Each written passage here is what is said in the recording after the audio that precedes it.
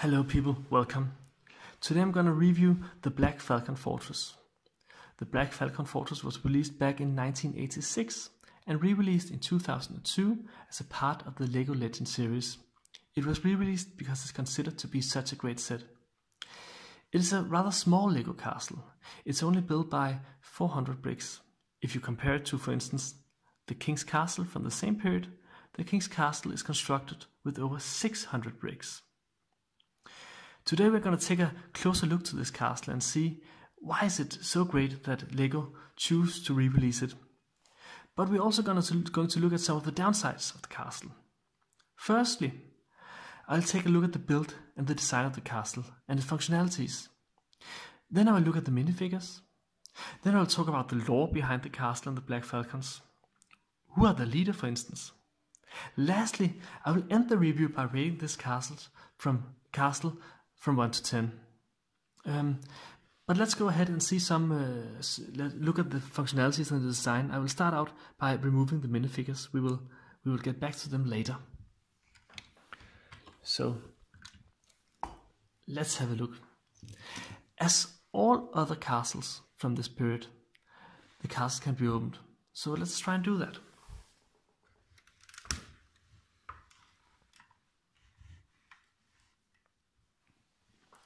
Like this. As you can see, it makes the castle a lot bigger. It is a very simple mechanism made up by Technobricks. What also makes this feature very clever, apart from making the castle larger, it is the ability for the castle to connect to other LEGO sets. It can obviously connect to other castles from the same period, for instance the King's Castle, which I mentioned earlier, but LEGO also released smaller add-ons, for instance a blacksmith, a tavern, an armor shop.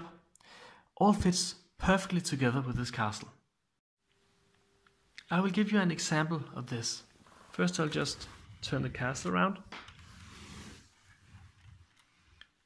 Here you see the Technic bricks connecting together like this, and it opens up again. Now I'll take the wall part from the set Battering Ram and see how that fits into the castle. You put it on here, like this, and like this. And as you can see, now the courtyard just got a lot bigger. I'm going to experiment a lot more with this feature in another video. So we will for now remove this again, like this, and we'll turn the castle around again, like this. Looking back on the castle, we can see that the color scheme, it's really nothing fancy. It's made up by yellow, black and grey bricks, but it looks really good and gives the castle a unique feel. There are no other castles who has this color theme. If we look at the general design, the castle reminds me of the medieval castles from Normandy. The two towers and the portal in the middle is a very classic historical construction. I think it looks great.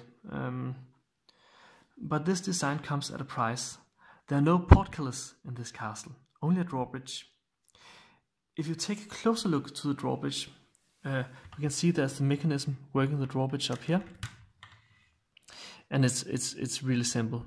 You pull the string and it goes up, and you loosen the string again, and the drawbridge comes down.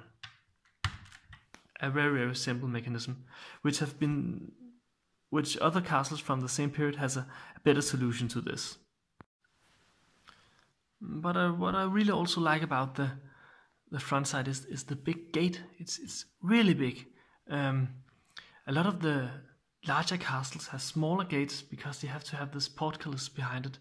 But here we have a very big gate, which makes it possible for the knights to come in and out of the castle, and also for the wagons to enter and leave the castle.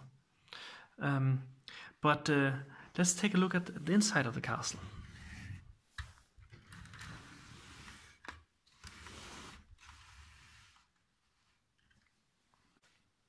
The castle also have a very good layout from the inside. Let's take a closer look on this part. Here you see this. This is one of my favorite parts of the castle. I call it the Baron's Tower. I believe it to be the home of Lord Falcon. I love the elegant way the roof is designed. And notice the small chimney. The roof is a great build. It is also worth noticing that on the Baron's Tower there are two rare bricks. The black falcon banner, which you see on top, the blue one, is unique to this set. It features the wonderful coat of arms of the Black Falcons. And you will also notice the half-timbered castle wall piece in yellow and black, right here. It looks amazing. It's one of my favorites. It is only used in one other castle set. In my opinion, the Baron's Tower is easily one of the most beautiful castle creations ever conceived by LEGO. And I think it's part of the reason why this castle made it to the Legend series. Let's move the castle back so we can see it here. Just do this so we can, like this. If you now look at the front, the two towers here, there are 4 small rooms. I believe those rooms are for the soldiers. When they're off duty, they can sleep and relax there. But just like the Baron's Tower, there are no furniture. I really miss furniture. This is a general problem in LEGO Castle. There are no furniture. But what is also a problem with this castle, there is no prison. All other castles has a prison. Why is there no prison on this castle? I don't get it. You could place a prison over here. It would work.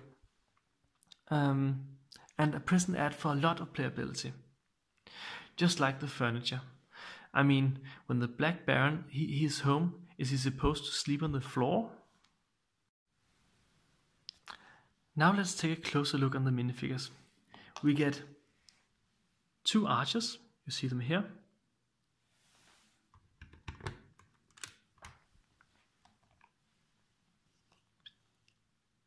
2 spearmen, you see them here. They all printed with the falcon coat of arms.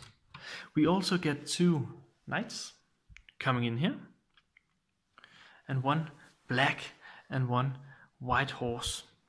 It's a very decent number of minifigures for a set of this size. They are all equipped with the standard smiley face, which was the only face available at the time. The 2 archers are equipped with, obviously, a bow and a quiver. The spearmen only receive 1 spear each, and unfortunately no shields. I think there are only 2 shields to this set, and that's not a lot. Apart from the weapons, you can tell the bowman and the spearmen apart from the different helmets they are wearing. I like that feature. The helmets are great. The black look is awesome. Now to the stars of the show, the 2 knights. I love the knights from this period. Both knights are equipped with shields, sword and a lance, and both knights have a cape. It is not always that we get a cape, so it's very nice that we get 2 here. I think the fact that one of them is wearing the red feather and the other one is wearing a blue feather, it makes them easy. It's easy for them to tell them apart, and it adds character and playability to the characters. Now for the feature I mentioned in the beginning, which is not they can easily pass through the gate, and this is really nice. I like this big gate. It's fantastic. Let's place the knight back in here. Apart from the Falcon minifigures, there are no Crusader minifigures. The Crusaders are the other great faction from that period. It would have added a lot of playability right out of the box if there were some enemy soldiers for these soldiers to fight against, but alas, there are none. But personally, I actually prefer that the castle is well protected and we get a decent number of the Black Falcon soldiers. But unfortunately, then you have to buy the opponents in another set. Regarding the faction, the Black Falcons. This is their main castle, and even though it's not a large castle, it is their largest castle. When I was a child, I always considered the Black Falcons to be the bad guys. I think they are ruled by Baron Lord Falcon, a baron who desperately wants to be king. The Lord Falcon minifigure was released later. I think it's the one in the set called Castle Guard, and I will review that later. But for now, let's get back to the Black Falcon castle here, and I'm pretty sure that these two knights that we have here are his most trusted knights. When the Baron is off going into war or jousting against the Crusaders or some other factions, these stay at home and protect his castle.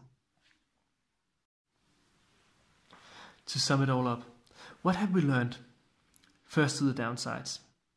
There is no prison and no furniture in the castle. The prison being the major problem, since almost all other castles had prisons. None of the other castles had any furniture, so that's more like a general problem. Furthermore, there is no portcullis. It is the price for the great front design. Lastly, the mechanism which operates the drawbridge is rather primitive. The good things about this castle is the great design. It is easily one of the best looking Lego castle to date. Especially the front of the castle and the Baron Towers are both great. Apart from that, you get a decent amount of minifigures with a good mix of archers, spearmen and knights. Taking all these things into consideration, it is one of the top castles released by Lego, and I rate it 9 out of 10. Thank you for watching. Please look back again another time.